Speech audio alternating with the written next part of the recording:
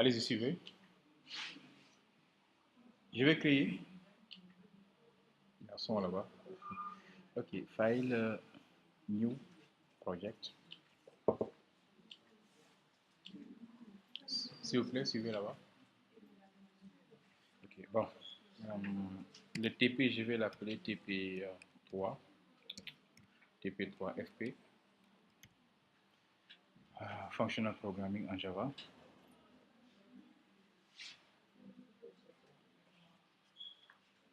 Ok. Et là, je vais créer maintenant les trois packages. New Java package. Package présentement.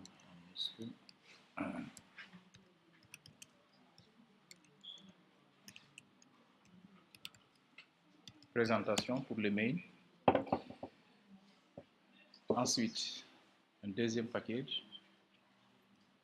sn.easy.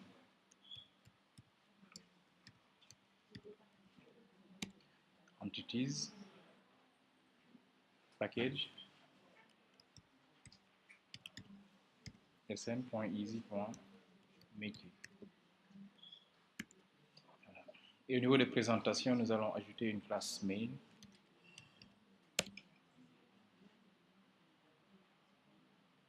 Et ici, une classe nommée note. Et dans métier, une classe, pas classe mais interface. Inote. Voilà. Ok. La note est caractérisée par un identifiant, mais également un map de Java utile. Le map est composé. Pour la clé, nous aurons en fait ici la matière. Et pour la valeur, nous aurons ici un double. Ça, ce sont les valeurs des notes à saisir. Maintenant, si vous voulez, dès l'installation, l'instanciation plutôt, vous pouvez en fait instancier. Parce que map, c'est quoi un map en fait? C'est une interface ou bien une classe? C'est une interface. Une interface est instanciée par une classe.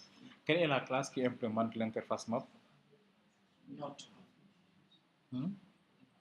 Une classe qui implémente l'interface map. Une classe qui implémente l'interface list. Relist. Okay. En fait, il y a une classe qu'on appelle primap. Ça. Primap fait partie des classes qui implémentent l'interface map. Voilà. Il y a également htable.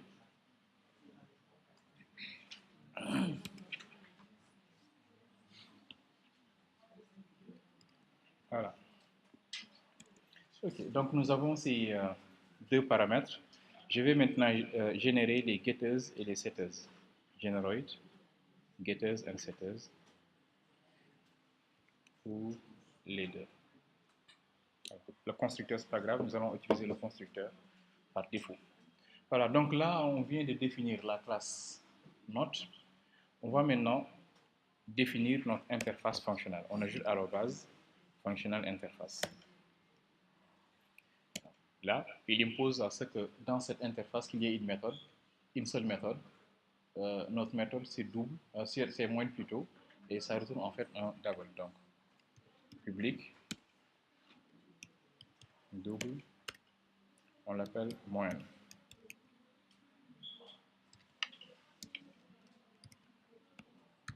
Là.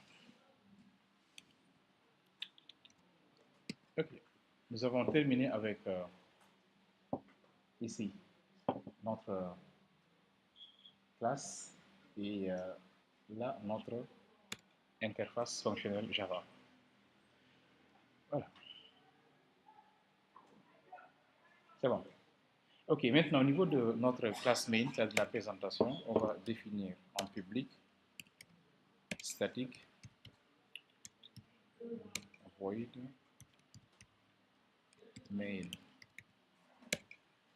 string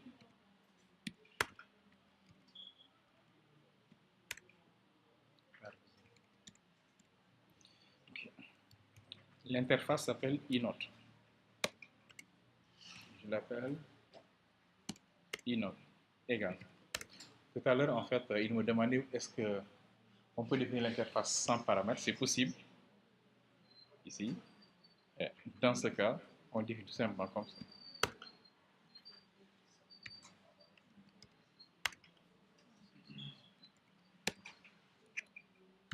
C'est tout. Ensuite, il faut qu'on ajoute également un return. C'est nul pour le moment. Mais c'est un double en fait, c'est normal. Ok, donc là je peux dire ceci, peut-être return de 12.0. Après je vais le modifier, hein. J'ai fixé la note, tu vois. Donc, comme notre interface fonctionnelle n'avait pas de paramètres, si vous devez définir également votre fonction, il ne faut pas mettre de paramètres. Vous voyez?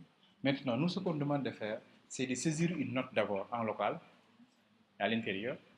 Après saisie maintenant, nous allons tout simplement calculer la moyenne. Pour cela, je vais saisir une note, donc je déclare note. Note est égal à new note. Bon. Ce que je vais faire, au lieu de saisir, je vais directement passer les paramètres. Donc, note.set id, je vais mettre première note. Puis, je vais définir en local un map avec des informations. Disant quoi? Note.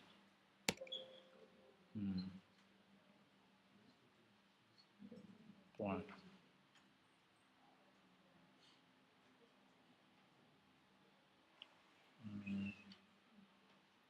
Get valeur, c'est un map. Point. Put. La première matière, je suppose que c'est Java. Et la note.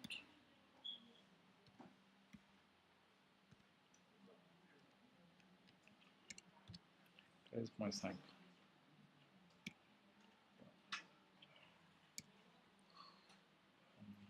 Ensuite, je vais ajouter une deuxième note, troisième note, 3 notes. Après là, je vais mettre ici PHP.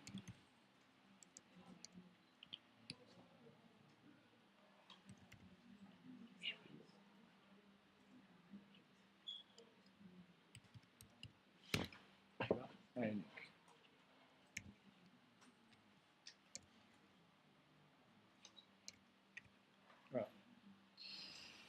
Ok. Après ceci, je dois tout simplement calculer la moyenne générale, c'est-à-dire la somme de ces 3 notes divisées par 3. Ce que je vais faire, je vais déclarer ici une collection.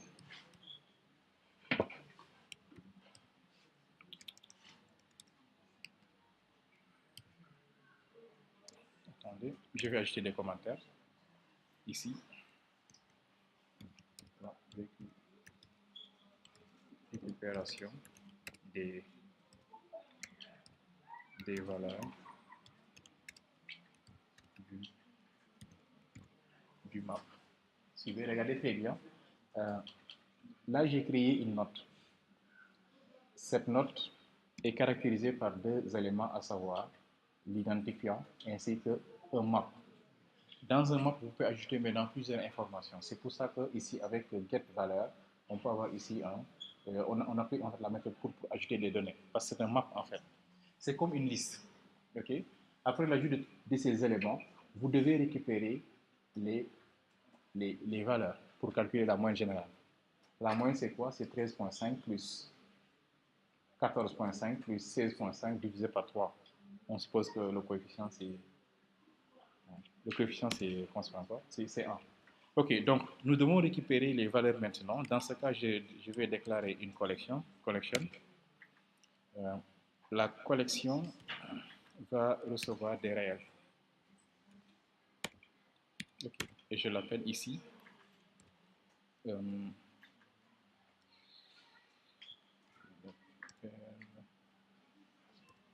V-note.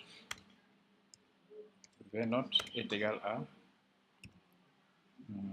note point get valeur point values. Ok. Ceci permet de récupérer les valeurs. En fait, regardez très bien, lors de la définition, un map est composé de éléments. Ici, les premiers éléments seront de type string, c'est ce qu'on appelle des clés d'accès, les keys. Les deuxièmes éléments sont des valeurs, on les appelle ici.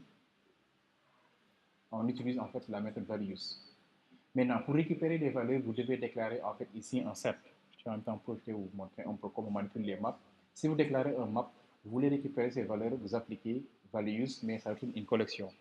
Si on voulait récupérer maintenant les clés, c'est-à-dire Java, etc., dans ce cas, j'allais faire ceci. Je définis, ici, je vais l'appeler peut-être Knote, c'est-à-dire clé de note, key. Et dans ce cas, je déclare, au lieu de déclarer collection, je vais déclarer un set. Ensuite, ce sont les keys sont des strings, donc ici c'est string. Et je vais venir ici pour récupérer les clés de notre map. C'est key set. Vous avez vu key set, c'est un set qui retourne. Et le set est de type string, c'est normal parce qu'il a compris qu'au niveau de notre map a été déclaré en utilisant des chaînes comme clés. Ok, si je tape sur l'entrée, cette première ligne permet de récupérer les valeurs, c'est-à-dire ces valeurs-là. Cette deuxième ligne permet de récupérer les clés. C'est à vous de voir maintenant ce que vous voulez faire comme traitement. Si vous avez un map, vous pouvez récupérer les clés à gauche et les valeurs de l'autre côté. Mais ceci, bon, c'est juste pour vous montrer. Je vais quand même commenter. Voilà. Je n'ai pas besoin de ça. Moi, j'ai juste besoin de récupérer ces informations. Bon, là, je vais parcourir cette collection pour récupérer les données et calculer en même temps la moyenne. Donc, ce que je vais faire, je vais tout simplement dire ceci, vnote, point. On va utiliser une expression lambda. Je vais appliquer la méthode forEach. forEach, vnote, et quoi? C'est une vnote, c'est une. C'est quoi vnote? Quel est son type? C'est une collection, n'est-ce pas? De quoi? De réel. Très bien. Donc, si vous déclarez ici un n, comme ça, c'est ça qu'on appelle une expression lambda et c'est visible ici. Tout ça, c'est dans Java fonctionnel. C'est-à-dire, je vais directement utiliser la fonction forEach et pour chaque n, je vais utiliser. Vous êtes maintenant habitué à ça parce que c'est ça qu'on a utilisé à ce niveau-là. Mais ici, c'est un produit fini, on l'exploite. Ce que je veux faire, ces éléments, je vais les ajouter à une variable. Donc, je peux venir ici et déclarer ici un double. Et je l'appelle moins. Comme ça. Bon, en Java maintenant, en général, si vous déclarez, c'est ça qu'on appelle une méthode, une variable de méthode. À chaque fois que vous déclarez une variable de méthode, il faut toujours initialiser. Okay? Maintenant, moi, ce que je veux faire, à chaque fois que je récupère une note, je vais l'ajouter à moyenne. Et après, je vais retourner. Ok, donc ici, j'ai 3 notes, donc je vais dire quoi? Chaque note que je récupère, je vais l'ajouter dans moyenne. Donc, je vais dire quoi? Moyenne plus n. Voilà. Il me dit quoi? Lambda expression cannot be convert to void.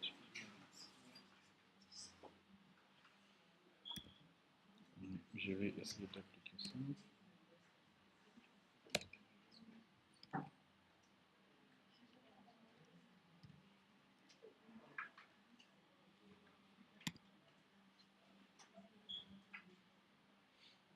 Ah, ce n'est même pas obligatoire en fait. C'est la manière dont j'ai défini le lambda parce que tu ne dois pas le définir comme ça. Comme ça, je veux dire quoi? Moins égal moins plus ça.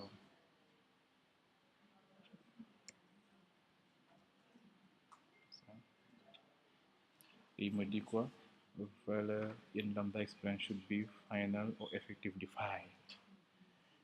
C'est ça dont je vous parlais. C'est aussi des expressions lambda. Ces éléments sont en final. Donc, on ne peut pas les utiliser pour incrémenter. Ce qu'on peut faire maintenant, soit on utilise l'autre méthode, la boucle for, et surtout, à chaque fois que vous définissez une variable, c'est fini. C'est final. Et une variable finale, c'est une constante. Vous ne pouvez pas utiliser une constante pour, vous avez vu que ça là de base. Mais ici, c'est final en fait. Donc, dès que vous l'utilisez dans l'expression lambda, supposez que c'est final. Ce que je peux essayer de faire, c'est quoi? Bon, c'est pas grave, je vais utiliser directement ceci. Une boucle. Je vais faire ceci.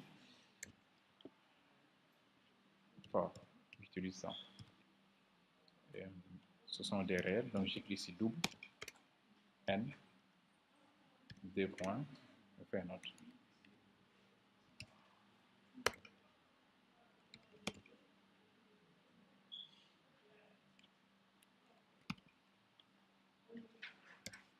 Voilà, pour moi, c'est pas grave, je vais utiliser cette expression. Voilà. Et si je sors de là,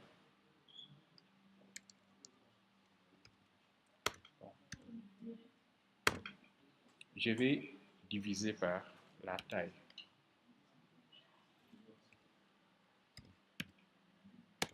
Size. Voilà.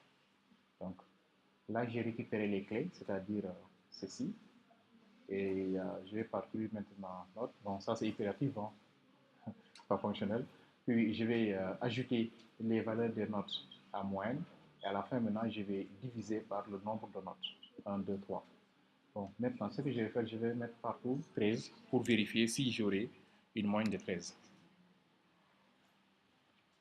Voilà. 13,5 partout pour vérifier juste. Voilà, donc là, j'ai calculé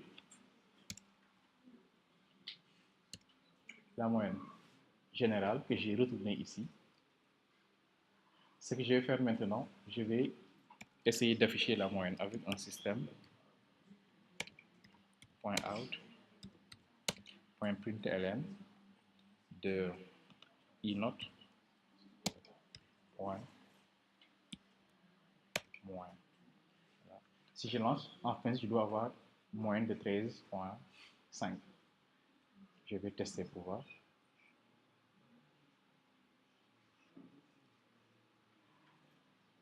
Après, si vous voulez, maintenant, on peut perfectionner l'application et ici, saisir les éléments au lieu d'utiliser comme ça. Comme ça, ça vous permet de voir un peu comment on utilise les maps. Vous avez vu, ça marche très bien parce que la moyenne générale, c'est 13,5. Voilà. OK. C'est bon. Bon, de toute façon, ça, j'ai revenu sur ça parce que c'est un problème. C'est pas normal d'utiliser des boucles ici. Il faut des expressions lambda.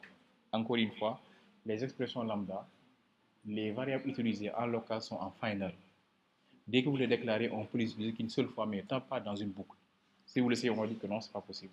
Voilà. Mais quand même là, on a utilisé une expression, ou surtout ce que je voulais vous montrer, c'était ça. Il est possible de définir une fonction qui n'a pas de paramètres. Mais ce que vous devez maintenant exploiter, il faut le déclarer en local. Okay. Voilà. Ok, donc